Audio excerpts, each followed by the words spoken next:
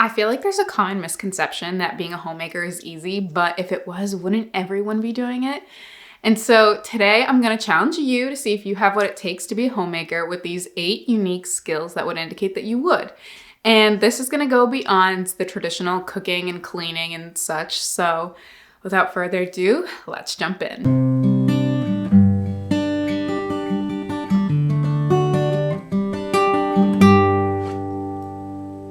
Okay, so the first skill that I want to talk about is the ability to say no. Now, if your husband is making mucho bucks, then this probably doesn't pertain to you, at least some of it doesn't. But chances are, if you're deciding to be a homemaker and you're going down on just your husband's one income, then you might not be making the mucho bucks, so you'll have to definitely prioritize.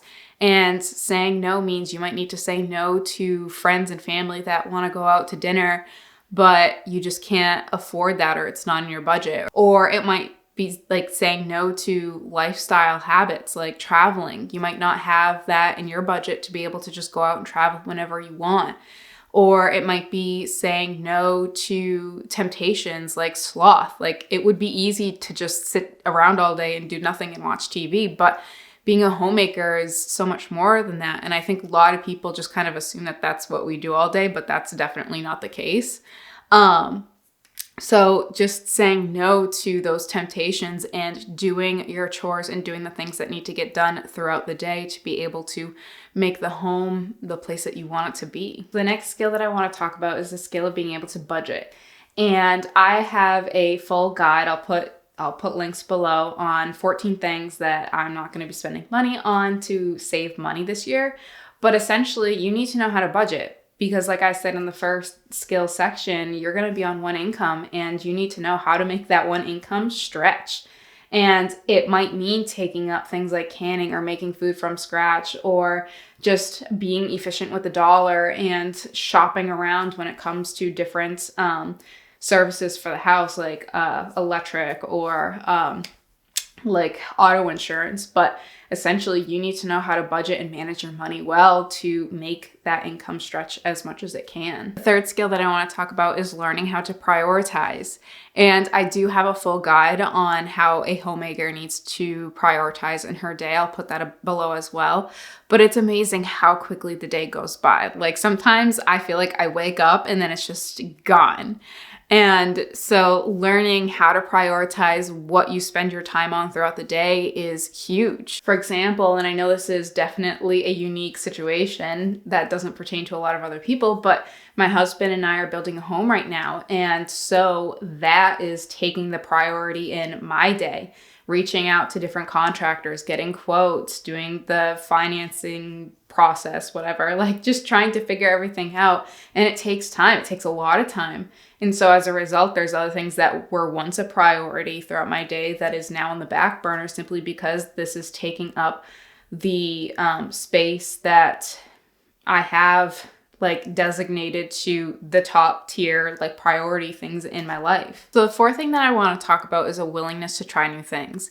Now, this is kind of like twofold. So the first one is, yes, as a homemaker, it is now your job to prioritize saving money. So that might mean taking up a new skill, and you need to have that willingness to learn. Otherwise, it's going to make it really hard to be able to take up that new skill. So now, for example, a traditional homemaker skill would be sewing. Now, for me, I learned how to sew when I was a little kid, but it was never anything, beyond that. And so last year I was in a wedding and I had to get my wedding dress or bridesmaid dress hemmed. And so I went out and I got a quote for it, and it ended up being more than the dress costed. It ended up being like over $100. And I'm like, yeah, no, this isn't going to work. Thankfully, I had a sewing machine because it is something that I want to learn how to do. So I'm like, better, late than ever to try to learn how to sew. And so I watched a couple YouTube tutorials and I was able to hem my bridesmaid dress, and it came out great. If I wasn't willing to learn, though, that would have been $100+ that my husband and I would have spent. And for what? Like, I'm just going to wear the dress once. And so having that willingness to learn will really make the difference in saving money.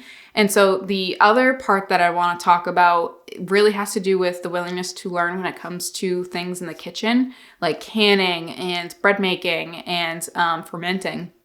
Chances are, if you're making all this stuff from scratch, it's going to be healthier because you are in control of what ingredients you want to put in it.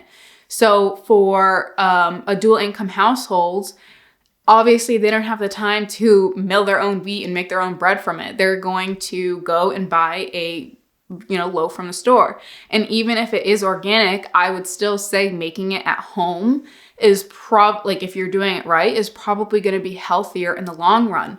So those dual income households, family, they're eating that bread or whatever food it is, and over time it may be causing, different problems. Because let's be real here, the American diet is not healthy. So that means that they're spending more money on getting fit and exercising. They're spending more money on figuring out what is causing the issues, going to the doctors or whatever.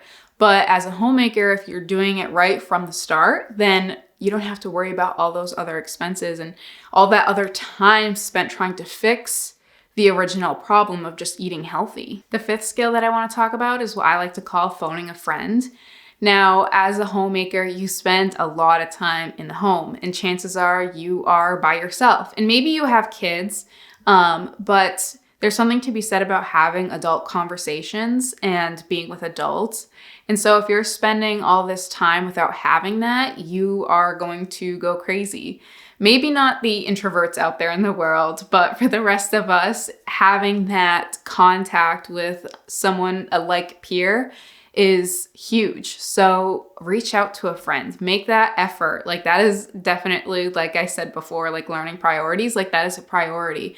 Reaching out to friends, reaching out to family, getting that social part of your health activated is so huge. I can't even begin to explain it. So if you're not good at reaching out to people, that would be a skill that I would challenge you to try to do more before you decide to make that shift of becoming a homemaker. So then when that time comes, you will have had that skill already. So this next skill is the ability to push yourself. So when you have a traditional 9-to-5 career, it's good if you want to advance, whether it's climbing up the ladder or even like learning new skills. Advancing in your career is considered a good thing. So for a homemaker, essentially her career is homemaking. That is her role. So if she's not trying to advance in her role, then that's not a good thing. So advancing might mean going out of your way to read a book when you don't typically read, or watching a documentary, like learning new things, even if it doesn't directly like apply to your homemaker role. And pushing yourself might also be getting out of bed when you really don't feel like getting out of bed.